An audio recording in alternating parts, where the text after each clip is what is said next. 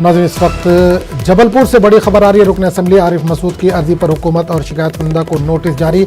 Madhya Pradesh high court ने notice जारी किया, 4 हफ्ते में जवाब मांगा गया। तो आपको एक बार फिर बता दें, इस वक्त बड़ी खबर आ रही है मध्य प्रदेश से, जबलपुर से इस वक्त बड़ी खबर है। रुकन असेंबली आरिफ मसूद की अर्जी पर हुकूमत और शिकायत कुनिंदा को नोटिस जारी किया गया है। मध्य प्रदेश हाईकोर्ट ने नोटिस जारी किया है, 4 हफ्ते में जवाब मांगा है।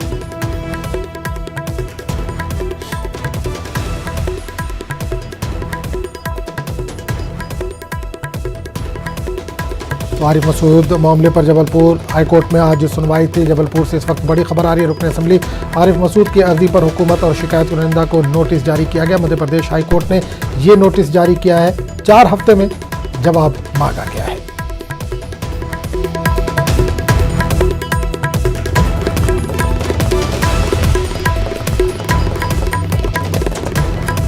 तो बड़ी खबर इस वक्त जबलपुर से आ रही है। रुकन असेंबली आरिफ मसूद की अर्जी पर हुकूमत और शिकायत में इन्होंने एहतजाज किया था, एहतजाजी मुजाहरा किया था, जिसके बाद इनके खिलाफ FIR दर्ज हुई थी, जिसको लेकर इन्होंने पेशगी जमानत की अर्जी भी दाखिल की थी, जिस पर इन्हें पेशगी जमानत भी मिल गई थी। आज इसी मामले में सुनवाई थी जबलपुर हाईकोर्ट में। रुकन असेंबली आरिफ मसूद की अर्जी पर हुकूमत और शिकायत कुनिंदा को नोटिस जारी किया गया है। हमारे साथ हमारे नुमाइंदे मेहताब आलम इस वक्त जुड़ गए हैं। मेहताब, बड़ी खबर आ रही है जबलपुर से, रुकन असेंबली आरिफ मसूद की अर्जी पर हुकूमत और शिकायत कुनिंदा को नोटिस जारी किया गया है।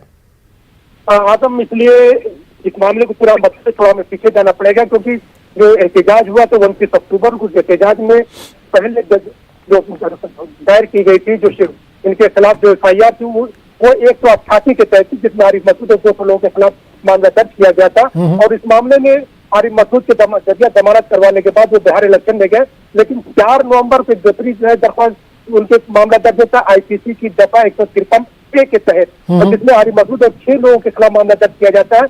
और आज की जो समाप्त हुई है वो सेक्शन 482 के तहत की गई, जिसमें आरिफ मसूद के जरिए ये मुतालबा किया गया था कि उनके खिलाफ जो मुकदमा दायर किए गए हैं वो बेकसूर है, वो गलत है, और क्योंकि एक ही मामले में 2 तरह के मामले दर्ज नहीं किए जा सकते और वो न्याय संगत नहीं है।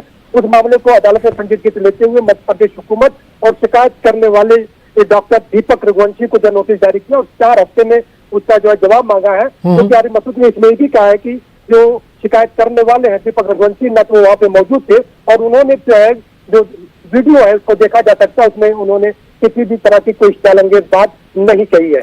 बिल्कुल, आरिफ मसूद को पेशगी जमानत भी मिल गई और आज कोर्ट का जो ये नोटिस आया है शिकायत कुनिंदा और सरकार के खिलाफ बड़ी जीत तस्वुर की जा रही है। यकीनी तौर पर देखिए, आरिफ मसूद पहले दिन से कह रहे हैं कि उन्होंने इस मामले में जो है न तो खिलाफ वर्जी की है और न ही किसी के जज्बात को जो है मुश्तैल किया है। उन्होंने सिर्फ फ्रांस के खिलाफ एहतजाज इस बात को लेकर किया था क्योंकि वहां पे का मामला था और उनका आइन जो है मुल्क आइन उन्हें एहतजाज करने की इजाजत देता है।